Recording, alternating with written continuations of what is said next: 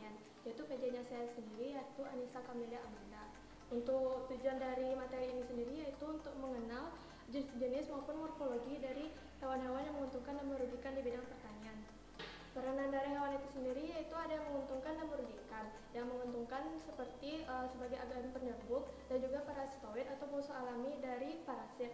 Dan juga ada yang merugikan yaitu sebagai hama di pertanian, yaitu hewan-hewan yang merugikan baik secara estetik maupun ekonomi di bidang pertanian.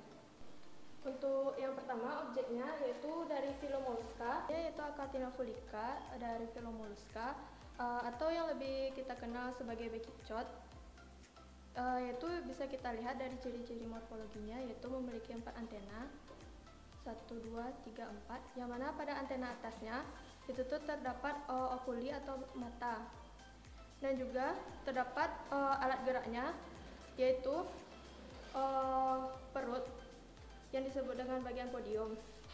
Selain itu juga pada bagian cangkangnya terdapat pada bagian ujungnya yang disebut dengan apex, dan juga lingkaran yang paling besar pada cangkang dari bekicot ini disebut dengan sutura, dan juga garis perkembangan atau body whorl.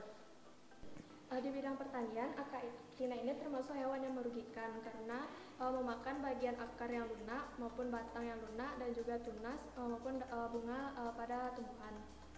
Objek selanjutnya itu dari phylum Annelida yang berasal dari kata annulus, cincin, yang berarti itu jenis cacing yang seperti cincin, yang mana bagian-bagian tubuhnya itu memiliki segmen-segmen.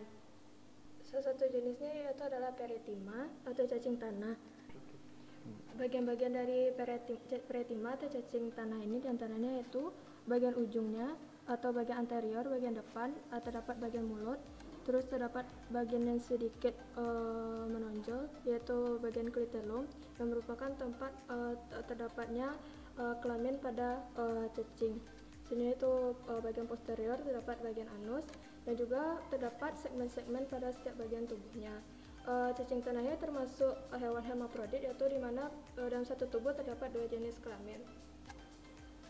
Ordo dari phylum Arthropoda yang pertama yaitu phylum Ordo Lepidoptera, yaitu jenis kupu-kupuan, yang mana hewan ini termasuk dalam jenis hewan yang menguntungkan karena membantu dalam penyerbukan saat dewasa. Namun ketika fase larva, dia termasuk hewan yang merugikan karena memakan daun pada tumbuhan.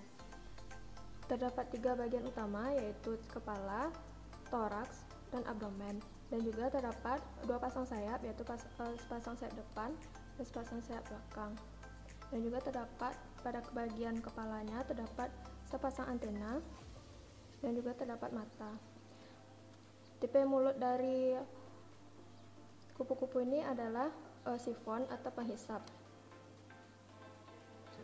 Selanjutnya dari Ordo Orthoptera, salah satu jenisnya yaitu Phalanga atau belalang, yang mana bagian utamanya yaitu terdapat kepala, toraks, dan abdomen, dan juga terdapat sepasang sayap.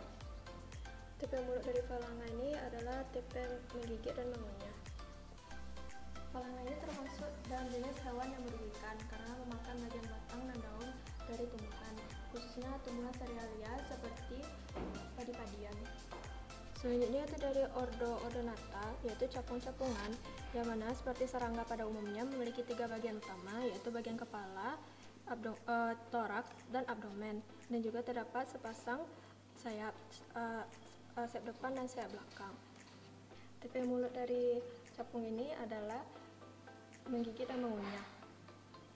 Selanjutnya dari Ordo Hymenoptera, yaitu lebah-lebahan, yang memiliki 3 bagian utama yaitu bagian kepala, bagian toraks, dan juga bagian abdomen, dan juga sepasang sayap yaitu sepasang sayap depan dan belakang, dan juga terdapat sepasang antena pada bagian kepala. Lebah termasuk hewan yang menguntungkan di bidang pertanian karena membantu penyerbukan saat dia mengambil nektar. Materi selanjutnya itu bagaimana cara membunuh hewan-hewan yang akan kita koleksi. Yang pertama itu kupu-kupu, yang mana untuk membunuh kupu-kupu itu sendiri kita hanya perlu menekan bagian toraks pada kupu-kupu hingga terbunyi kruk. Selanjutnya untuk membunuh lebah, yaitu menggunakan healing bottle yang mana berisi kapas dan juga telah diberi kloroform.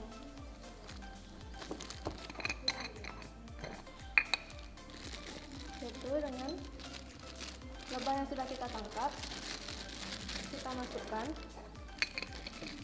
lalu kita biarkan hingga lebah itu mati di dalamnya.